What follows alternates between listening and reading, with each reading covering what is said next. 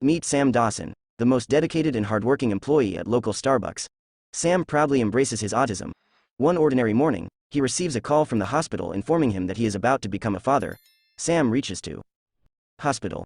When he arrives, he sees Rebecca, the mother of his soon-to-be daughter, in pain. Despite his eagerness to help, he is pushed aside by the nurses. Finally, he is introduced to his perfect infant girl, and in that moment, he knows he will do anything for her. Being a die-hard Beatles fan, Sam names her Lucy Diamond Dawson after the famous song. However, Rebecca is not as thrilled about their daughter's birth. As they leave the hospital, Sam holds Lucy tightly and hurries to catch the bus that will take them home. In a surprising turn of events, Rebecca changes her path and disappears into the crowd. It becomes clear that she and Sam were never in a real relationship and she never signed up for motherhood. Sam desperately calls out for her, but she is gone. Left alone with his daughter, he stands there feeling helpless as the bus doors close. Despite his condition, Sam is determined to be the father that Lucy deserves. He wakes up in the middle of the night to change her diaper, using a makeshift cloth and badge pins. He goes to Target to buy diapers, formula, and other baby essentials, even though the size of the store overwhelms him. Sam tries his best, but Lucy cries incessantly and barely sleeps. The sound of her loud cries fills his days. Thankfully, his neighbor Annie offers to help. She advises him that babies need to be fed every 2 hours and suggests keeping Nickelodeon on TV to help him keep track of time. She even provides him with a feeding guide based on the shows. Consumed by fatherhood, Sam forgets about the other parts of his life. His friends Brad, Robert, Joe, and Ifty are all supportive. They coming over and spending time with a father-daughter or duo. They play with Lucy and help distract Sam from his exhausting duties. Days continue to pass and Lucy keeps growing bigger, making it impossible for Sam to bring her to work with him. In a desperate attempt, Sam asks Annie to babysit Lucy. At first, Annie is hesitant, but she can't resist Lucy's adorable eyes, so she agrees. As Lucy grows older, she becomes a curious and intelligent young girl, always asking Sam questions that he struggles to answer. Sometimes, she even asks about her mother, but Sam evades the topic as best he can. Rebecca, who was homeless at the time, had made it clear to Sam that she never wanted a child with him, just a place to sleep, which turned out to be a disaster. Despite the difficult circumstances, Lucy knows that her father is special and she considers herself lucky to have him. They share a beautiful bond, going to the park together and enjoying silly breakfasts at IHOP on Wednesdays. They have pillow fights, play on the swings, and read Dr. Seuss books. As Lucy starts school, Sam and his friends help him take her shoe shopping, knowing that Sam's income is unstable. They all contribute as much as they can to support him. Leaving the store with balloons, the gang is happy. Despite her young age, Lucy understands that she needs to be mature and cooperative in her family situation. She doesn't argue with her father and even suggests going to Bob's Big Boy for burgers instead of IHOP on Wednesdays. However, seeing Sam's reluctance to change, she decides to keep their routine stable and comfortable for him. Sam is an incredibly supportive and understanding father. During a school presentation, he manages to capture the attention of the entire class, while Lucy to forget her speech. Recognizing that not all parents are as supportive as him, Sam advises Lucy to befriend a boy named Connor. Unfortunately, Connor turns out to be a mean boy who is not fond of Sam and even uses derogatory language towards him. However, the story takes a turn when Lucy receives a challenging book from school and seeks Sam's help. Despite finding it difficult, Sam tries his best, but it is Lucy who ends up assisting him with a few words. They decide to switch gears and go back to reading Green Eggs and Ham together. One day, while Sam is at a restaurant, attempting to impress Lucy with his knowledge in an international house of pancake quiz, he unexpectedly encounters a sex worker. Instead of judging her, Sam engages in a pleasant conversation, seeing no reason not to befriend a friendly person. Unfortunately, this encounter leads to Sam being taken to the police station, where a caseworker from the Department of Child and Family Services becomes concerned about Lucy's well-being and questions Sam's ability to be a parent. Sam received a call from Lucy's principal, who showed him a drawing made by Lucy. The drawing depicted Lucy as a giant compared to her tiny father. The principal informed Sam that Lucy had been holding herself back in class to match her father's mental capacity, even though she was only 7 years old. This news deeply saddened Sam, and that night he asked Lucy to read a book in difficult English for him. However, Lucy refused, saying she didn't want to read something her daddy couldn't read. Sam reassured her that her success made him happy, and eventually, she read the book aloud to him. The following Wednesday, instead of going to IHOP, they decided to go to Bob's Big Boy. Lucy was thrilled and knew exactly what she wanted to order. However, Sam insisted on having French pancakes with fruit topping on the side, which he used to order at the other restaurant. When the waitress informed him that they didn't serve those pancakes, he became agitated and started yelling. This frightened Lucy to see him in such a state. The waitress soothes him by assuring him that she will speak with the chef. Lucy starts feeling embarrassed by her father's behavior. Sam plans a surprise party for her birthday and invites her friends, including Connor and his father. While they wait for Lucy, Margaret Calgrove from the Department of Child and Family Services pays them a visit. An argument erupts between Sam and Connor, which escalates into a physical altercation when Connor's father intervenes. In a fit of anger, Connor reveals that Lucy has told her friends that she is adopted and Sam is not her biological father. Witnessing the chaos in Sam's treatment of Connor, Margaret decides that Lucy is no longer safe with Sam. She takes Lucy into custody and informs Sam that any further discussions must be held with the judge. The judge grants Sam limited visitation rights, allowing him to see Lucy twice a week for 2 hours until the court reviews the case. Sam has a breakdown and demands to take Lucy home, but his pleas are ignored. His friends suggest he hire a lawyer and give him an ad from the Yellow Pages. Sam follows their advice and ends up at the office of Rita Harrison, a short-tempered and impatient lawyer who struggles to balance her professional and personal life.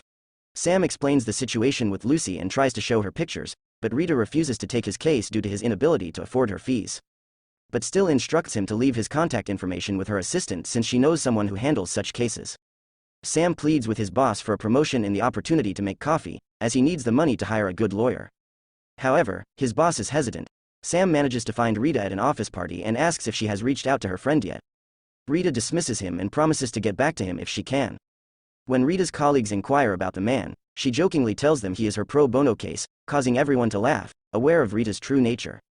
Meanwhile, it's finally time for Sam and Lucy's first supervised visit, but Sam is running late. Lucy refuses to leave without her father and anxiously waits for him. Finally, after an hour and 45 minutes, she spots him running towards her. They sit together, and Sam opens up to Lucy about Rita. Feeling guilty, Lucy assures him that she only wants him as her daddy. Sam reassures her and promises to get an answering machine so she can leave him messages. Later, Sam receives a letter from the court addressed to his lawyer and decides to visit Rita's office. Initially, Rita tries to ignore him, but upon seeing her colleagues gossiping about her, she takes on Sam's case for free to prove them wrong. The letter demands that Sam undergo a court-mandated psychological evaluation that same day at 3 p.m. Realizing the lack of time, Rita offers to give him a ride in her car. Sam, who has had negative experiences with psychologists in the past, becomes stressed during the evaluation and struggles to answer the questions about Lucy. As Rita prepares for their court appearances, she tries to gather witnesses to testify to Sam's character as a father. Despite the support from his friends, none of them can provide testimonies that would be effective in court. Frustrated, he confronts his fatherhood at the Starbucks where he works and demands someone who can vouch for him. He turns to Annie for help, but she refuses due to her agoraphobia. The day of the court arrives and Sam's friends are there to support him. The psychologist reveals Sam's confusion as a parent and his past mistakes with Lucy. The Department of Child and Family Services tries to use this against Sam, but Rita defends him and makes the psychologist break down. Although Sam is grateful for Rita's help, he is hurt when she tells him he doesn't need to pretend to be mature. During a supervised visit, Lucy tells Sam she wants to run away with him, but he knows it's wrong and takes her back to the foster home. Lucy's caseworker is furious, but Rita asks for compassion considering Sam's condition. The next day in court, Lucy perjures herself to get her father back, but Sam doesn't want her to lie. He prays for Lucy every night, and Annie, seeing his desperation, overcomes her fear and testifies in court to help Sam. Annie's statement is somewhat undermined as the counsel questions her about her own father, which brings up strong emotions and causes her to break down in tears. After the court session, Sam and Rita accompany Annie back home and then head to Rita's house to prepare for the next day. When they arrive, they find Willie, Rita's son, sitting alone and watching movies. Both of his parents work late hours, leaving him without anyone to look after him during the day. The boy appears distant and cold when talking to his mother, indicating a strained relationship between them.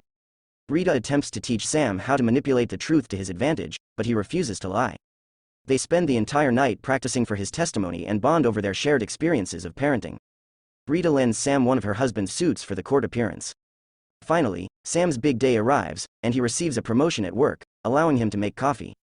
Despite his best efforts, he becomes overwhelmed by the number of orders and ends up ruining his suit by messing up the blender settings. This causes him to be late for his hearing, which the opposing counsel eagerly uses against him. However, once Sam arrives, he answers all the questions correctly, just as he had practiced with Rita. He opens up about his past and his time in an institution, which proves to be a sensitive topic for him. He becomes flustered and admits that he blames himself for losing custody and not being able to provide everything Lucy deserves. Despite this, Lucy and Sam refuse to be separated and cling to each other. Their bond is too strong, and they cannot imagine living without one another. Initially, Lucy is hostile towards her new foster family, but over time, she begins to warm up to them. Meanwhile, Sam isolates himself completely and fails to attend his scheduled meetings with Lucy. Rita has tried multiple times to reach him, but all her efforts have been in vain. Exhausted, she kicks his door open, only to find him hiding behind a wall of origami bricks. She pleads with him to let her help, but Sam shuts down her efforts, claiming that he is not perfect like her. This infuriates Rita because she knows her life is far from perfect. Her husband is cheating on her, her colleagues don't like her, and even her own son hates her. Overwhelmed, she starts to cry, feeling like her world is falling apart. In a vulnerable moment, Sam hugs her to comfort her, and they end up sharing a connection. After talking with Rita, Sam takes on an extra job to make more money and starts visiting Lucy again. Lucy's foster mother is confused when she sees him, expressing how much his absence hurt the child. Sam apologizes to a very angry Lucy and tries to calm her down, assuring her of his love. During Sam's first evaluation, Rita starts listing all the positive changes he has made for Lucy, but their conversation is interrupted by Margaret, the social worker. Margaret reveals that the foster family is pushing for adoption, which completely breaks Sam. Rita suggests giving up guardianship to the foster family and pushing for joint custody, but this makes Sam feel like she doesn't have faith in his chances. He is in pain and cries, desperate to have Lucy back. Upon witnessing Sam's tears, Rita's eyes well up with tears as well. In an attempt to lighten the mood, she cracks a dark joke about her own marriage. Surprisingly, they both find it amusing and share a laugh. Sam, wanting to mend things and grow closer to Lucy, decides to move into an apartment just down the street from her foster home. He encourages her to spend more time with her father. One night, Lucy escapes through her bedroom window and excitedly makes her way to Sam's apartment. However, he gently takes her back home and hands her over to her foster parents. Despite this, they start spending more time together, much to the disappointment of Randy Foster, Lucy's foster mother. Sneaking out late at night becomes a regular occurrence for Lucy, something that Sam disapproves of. When the family installs a fence outside her window, Lucy attempts to sneak out through the main door but is caught by Randy. To make amends, she offers Lucy a corn cake from IHOP and assures her that she can see her daddy whenever she wants, as long as she informs Randy first. Lucy's growing bond with her father has created a rift between her and Randy.